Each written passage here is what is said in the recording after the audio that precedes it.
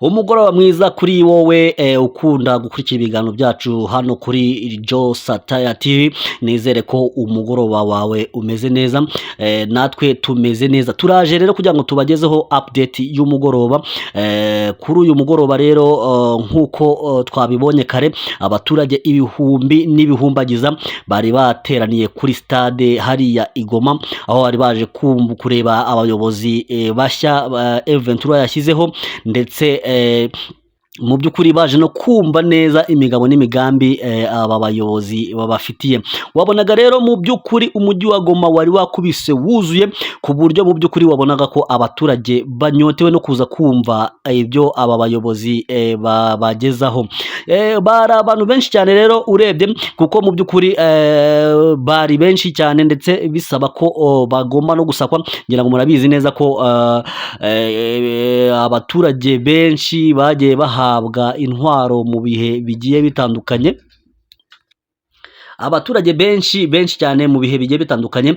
Murabizi neza ko ingabo za FARDC zagiye zifata abaturage bagiye batandukanye zikabahereza intwaro. Hariho hanagiye hanavuka umutwe wa Wazalendo, umutwe mu by'ukuri ubona ko urimo urubyiruko rugiye rutandukanye, ariko kandi ubona ko ari intwaro zakwirakwijwe mu baturage. Ni nayo mpamvu rero M23 ifata umwanzuro kugira ngo isake buri muntu wese mbere yuko yinjira muri stade, kugira ngo ba making sure cyangwa se bamenye neza ko nta muturage winjiranye ikintu cyari cyo cyose cyahungabanya umutekano.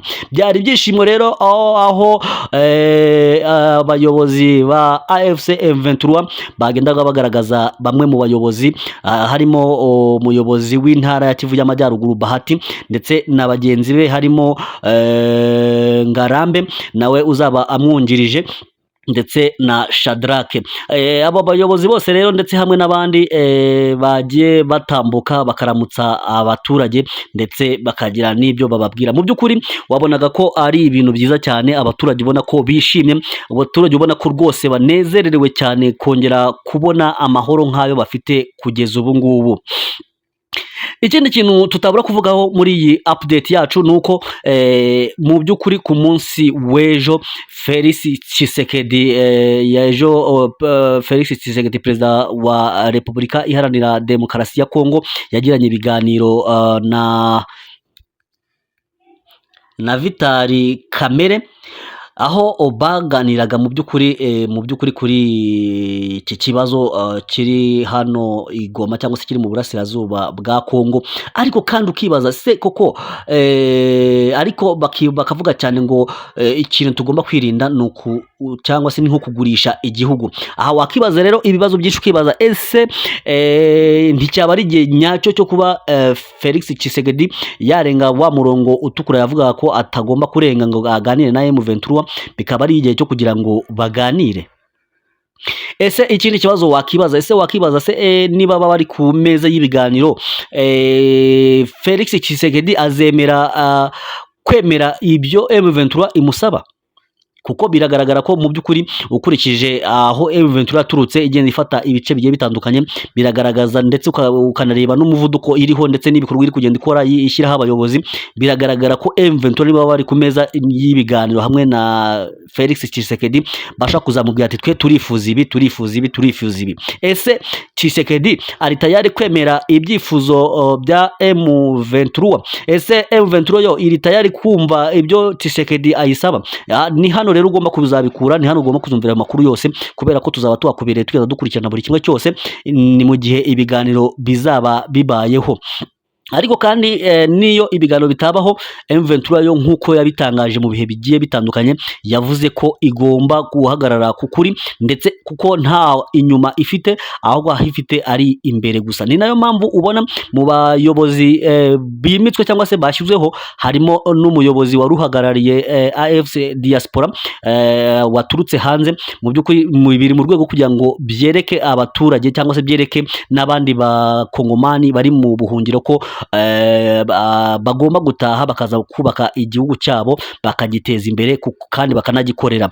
Rero bakunzi ba Jo Sataya TV, ngira ngo aka kanya ni ibyo twaba tubabwiye kuri iyi update, ariko ikiriho cyo nuko mu mujyi wa Goma ari ibyishimo, abaturage bitabiriye uyu muhango w'uyu munsi wo kureba abayobozi batashye bishimye kandi banezerewe cyane ku buryo ubibonesha amaso yawe.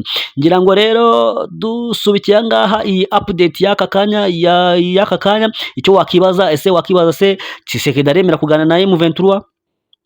Ese aremera ko ibyo bamusaba abyemera, cyangwa se arakomeza ashikame ku mwanzuro we wo kutaganira na M23, cyangwa se wenda ababwire M23 ati musubiro, cyangwa se musubira mwavuye kugira ngo yirinde kuba yagurisha igihugu nk'uko we abitangaza. Andi makuru rero nayo tutabura kuvugaho nuko Repubulika Iharanira Demokarasi ya Kongo yashyizeho impapuro zo guta muri yombi Corneille Nangaa uyobora AFC M23. Ubutabera bwa gisirikare cyangwa se ubutabera bwa gisirikare muri Repubulika Iharanira Demokarasi ya Kongo kuva ku wa gatatu bwashyizeho impapuro zo guta muri yombi umuhuzabikorwa w'ihuriro Alliance Fleuve Congo cyangwa se AFC Corneille Nangaa. Izo mpapuro mpuzamahanga zisaba ko uzabona Nangaa ahantu hariho hose yahita amuta muri yombi mbere yo kumushyikiriza inzego za Repubulika Iharanira Demokarasi ya Kongo.